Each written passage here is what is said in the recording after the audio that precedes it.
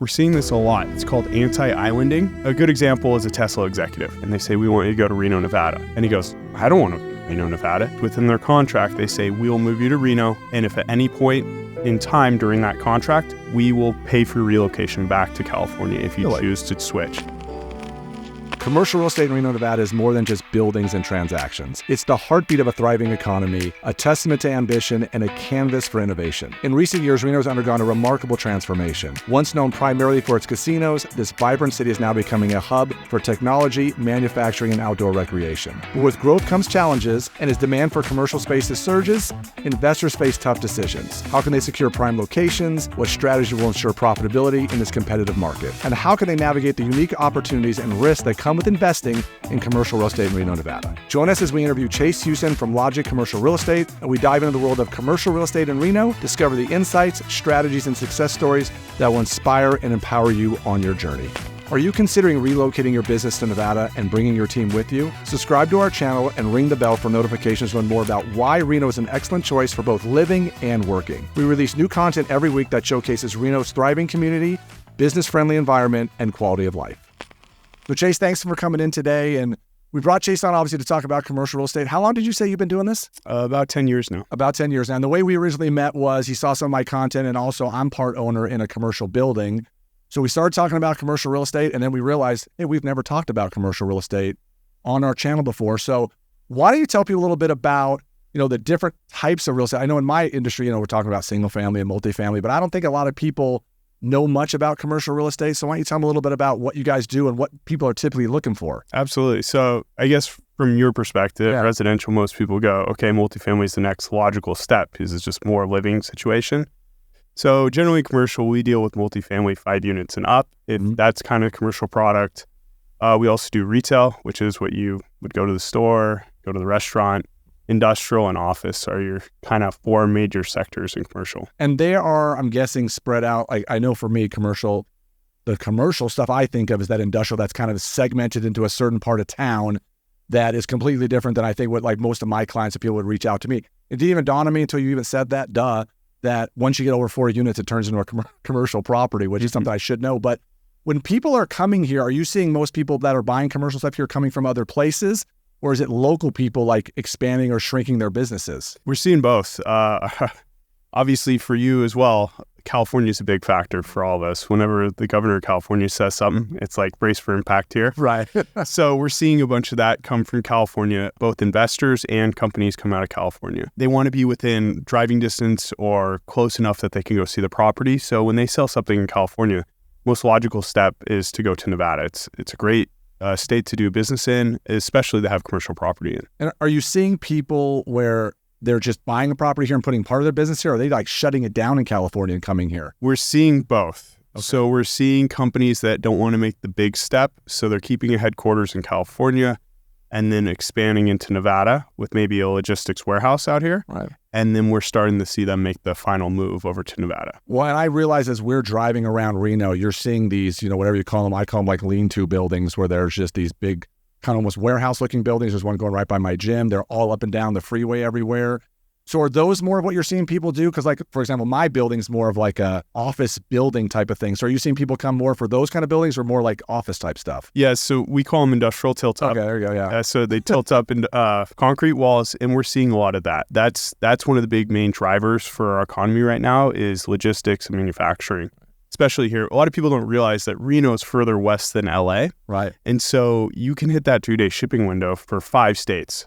In the entire West Coast, you can hit 10 within a 3-day shipping window, which is great. So there's a big draw from a tax perspective as well as proximity to shipping. In residential, the reason why a lot of people are moving here is obviously for tax reasons, especially we're getting the retirees and those kind of things. Yep. Is that the same thing you're seeing in businesses and companies where they're getting all kinds of different stuff? I think there's tax benefits for just even storing your materials in a warehouse here. I mean, I don't know the details of it, but maybe you could tell me. So we have a lot of different taxes. Well, I should say lack of taxes here, right? Which no warehousing tax, no corporate tax, no income tax.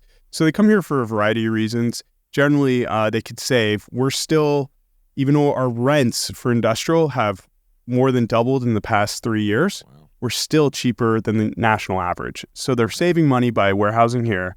Generally, the cost of labor's equivalent or a little bit cheaper here than California. It used to be very cheap, but now we're pulling up to the national average, but it's still a great place. So we're seeing it for multiple reasons like that. And so when they're coming and they're starting to bring some of their businesses here and bringing some of their stuff here, do you usually see them relocate a business and then hire a bunch of local Nevadans? Or are they also some of these companies saying, hey, we've got a 20-person, 100-person company, and you see them bring a lot of employees? I know in the past, I've talked a few times with EDON when they were trying to bring companies here and they were companies thinking about coming here. I remember doing it a couple of times where literally I got on a bus load of people and we literally gave them a tour around the area so those employees could figure out, do they even want to come here or not, or take some sort of relocation package or stay behind and get a severance package. So I've seen all kinds of different things, but those were companies that were thinking about coming. I haven't done it in a while, but what are you guys usually seeing? Generally, if they're warehousing here, they're just hiring local employees here. They're not going to bring over sophisticated workers that come up to just do warehouse work. If it's advanced manufacturing, they're going to be bringing up executives, some of their engineers as well. Right. And then if it's office, we're seeing this a lot. It's called anti-islanding. Okay. And they do it a lot for residential. A good example is a Tesla executive. They want him to move from Palo Alto, California, where he's raised his family, and they say, we want you to go to Reno, Nevada.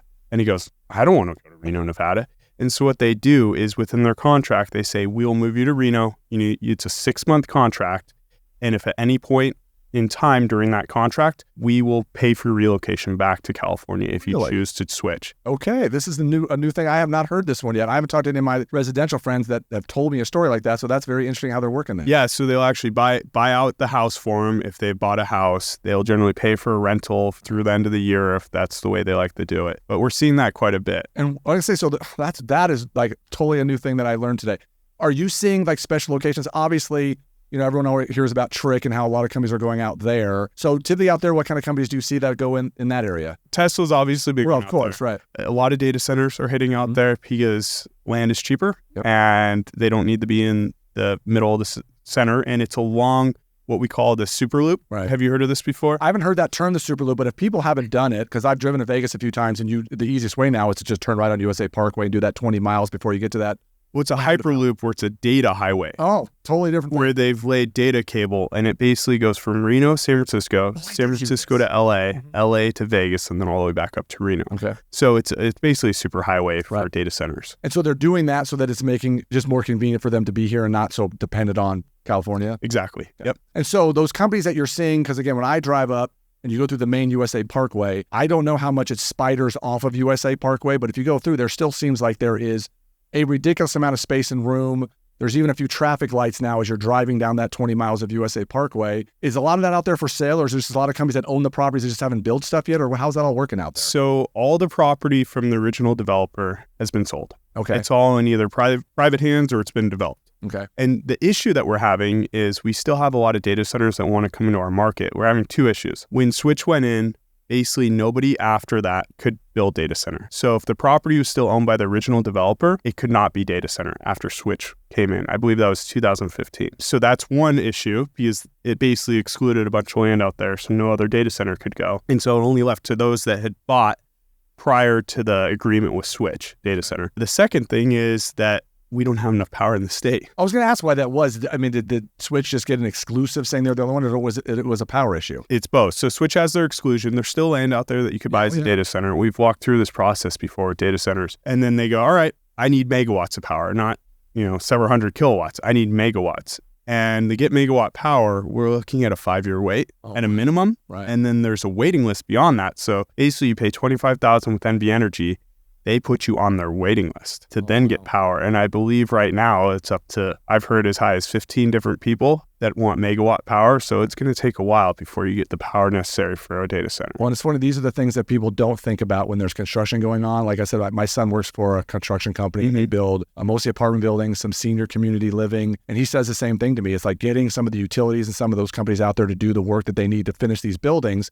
Same kind of story of just getting access to all of this stuff. So it's just those behind the scenes infrastructure things that I don't think anyone realizes. They just see open space and like, let's build on it as fast as we can. It doesn't quite work out that way. So planning to relocate your business to Reno? Make sure you're fully informed by clicking the link in the video description to download our free buyer's guide. This guide is packed with all the information you need about moving to Reno, from real estate insights to local amenities and business opportunities. Arm yourself with knowledge to make your transition smooth and successful.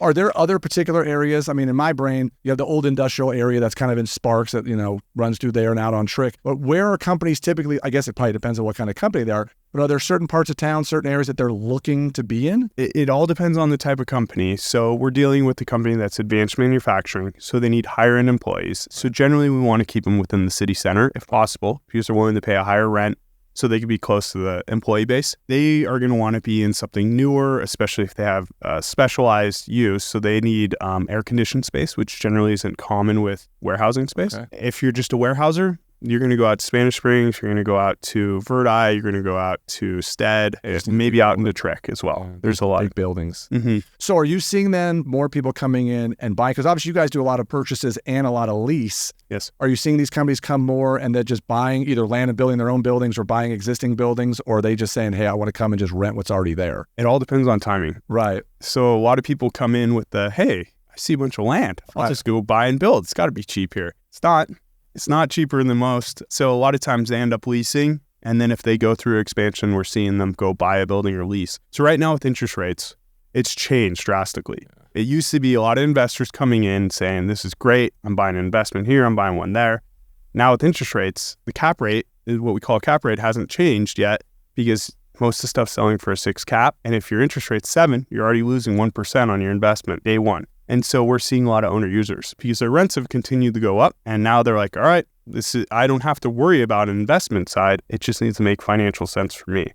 So we're seeing a lot of owner users pay more than investors right now. So let's break that down for the layman, because I'm sure we're getting people that don't even know what a cap rate is. But before we get to cap rate, interest rates on commercial, not much different than residential? Yeah, pretty much the same. And then the cap rate, what does that mean for somebody? So I know we were talking about the building I'm part owner in, and we were talking about the cap rate. For someone who's trying to figure out the value of a building or the value of what they're willing to pay for someone or what kind of return they might get on it, how would you explain that to someone that maybe is not well versed in that language? Cap rate for short is a capitalization rate. It's your return on day one of the building. It's basically your net operating income divided by the price. So it's an inverse relation. So the lower you pay for the building, the higher percent you're going to get in return. So let's say you pay $1 million for a building and it's producing the same amount of income. Your percentage of income return, your capitalization rate's going to go up. Versus if you pay more for the building, your return's going to go down. So for those of you that are watching here today, you have no idea what we're talking about, send us a comment, send us a message. I'll have you talk to Chase directly.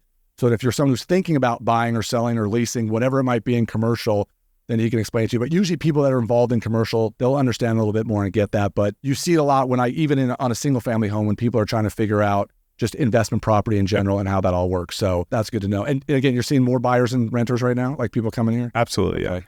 And then are there people coming more? I mean, everyone always just says that. We always just assume it's all Californians and all California companies that are coming here. Coming from other places too? Where else do you see people coming here from? Or is there another city or two that we don't even realize they're moving a lot of people here too? Mostly California. Mostly California. Yeah, we're seeing mostly West Coast. We're seeing very few coming from East Coast to West. We're working with a few in the Midwest, but generally it's West Coast. And then on a whole another little techie, nerdy kind of thing, zoning restrictions. So I know commercial, a lot of times you'll see commercial properties all over the place, and I'm sure certain commercial can only be in certain locations. Are there certain zoning things or certain parts of town where maybe they get tax benefits? I was thinking when you get kind of inside the McCarran Loop or in town, it always feels like everything is all built up. But again, I look at it different because I'm always looking at residential, and you're probably driving around looking at commercial or vacant buildings. And so we're not always looking at the same thing. Yep. Are there areas that people can focus on that maybe right now they would be able to say, hey, I can get a good deal there. This would be a good place to open up a restaurant or a laundromat, or is there a lot of open space there for people, or is most of this stuff all filled up all over? We're filled up.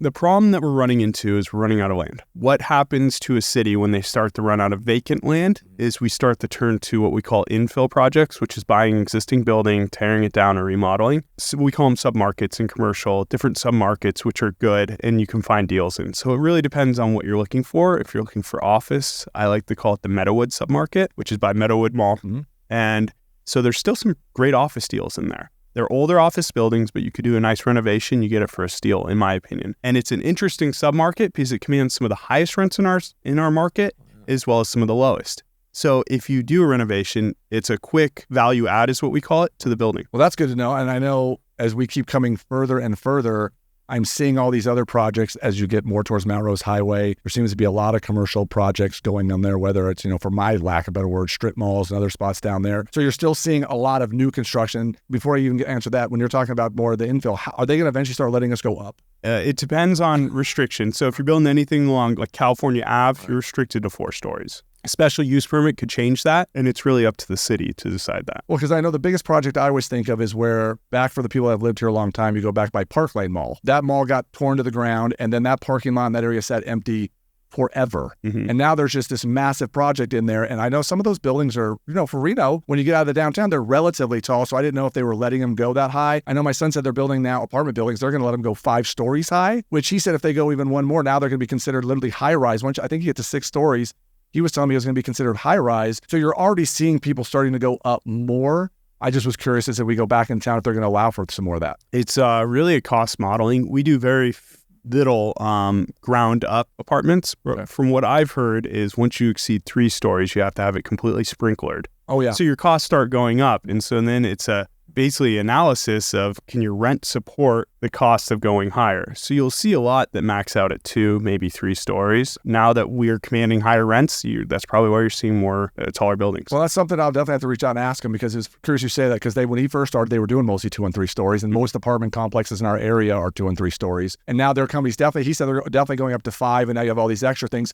It's no different than when you were talking about other commercial buildings that might be 2 stories and I have to have an elevator or I don't, or ADA rules and other things that you don't have to have. So there's just a lot of things that, again, in my limited commercial real estate experience, I learned a lot just in when we built our building from scratch when we did it. But it's amazing how different what you guys do and what we do, but how much they work together. Because again, how we sort of met was some of these companies are going to come and they're going to be looking for commercial space, and they might have employees come that need residential space. And so that's how do you work together to make these things kind of happen and work. But if someone reached out to me and said, hey, I need a commercial agent, I'm trying to get, organized, figure out what I need to do, what is the best way for someone to, sort of get started with you and sort of figure out whatever they're doing just to start that process? Yeah, absolutely. You can reach out, email, cell phone, text, Facebook, Instagram, however you want. Yeah. Is there something they need to get prepared? Like, are the lenders different for commercial? They are. Okay. And so it really start with commercial agent. Right. Unlike residential, you say generally start with a lender, right? Figure out what you're qualified for. Commercial is a little different.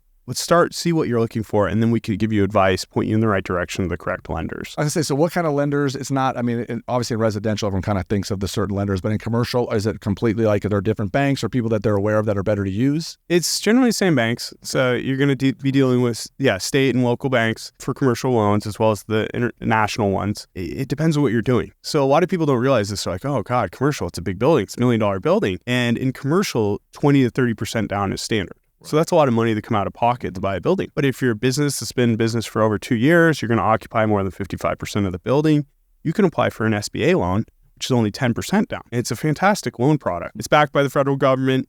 It does have some stipulations that makes it a little bit hard. There's prepayment penalties on it, but it's a great loan if you don't want to come out of pocket for cash. And you can even put any improvements into the building back into your loan. It's funny, like I flash back, because now that I think about that, that's exactly what we did when we did our building. There was a first and a second. I don't remember which was which. One was an SBA loan, which you cannot pay 1 nickel extra. And I didn't realize too, it's 20-year mortgages versus 30-year mortgages residential. So we couldn't even do it. So the other loan we already paid off, but that one we couldn't pay off because they did not want their money early. They want to earn their interest as far as all that stuff goes. Do you see much owner financing in some of these buildings or no? We're starting to now. The last 2 deals we did were seller financing. Interest rates out there are tough. A seller can offset his capital gains on the building by basically selling, instead of selling $1 million building, you're selling it for $300,000. And they're collecting the remainder over the next 5 to 10 years. Well, Chase, I appreciate you coming on. For those of you that I know usually join this channel for residential information, we wanted to talk commercial today because it's something that's becoming up more and more as people are leaving California, not just for residential reasons, but for business reasons, commercial reasons, all other kind of things. I just want people to know we have someone here for you to talk to, so you can get your questions answered. And I always say way in advance. I know sometimes people aren't thinking about doing things for years, and sometimes these projects take a long time to plan out. Residential happens a lot faster sometimes than commercial. You can't just throw these buildings up so quick. Curious about what it's like to live in Reno, Nevada and how much it costs? Don't miss our next video where we break down the cost of living in this dynamic city. Click over to continue learning about the expenses, housing market, and lifestyle that Reno has to offer.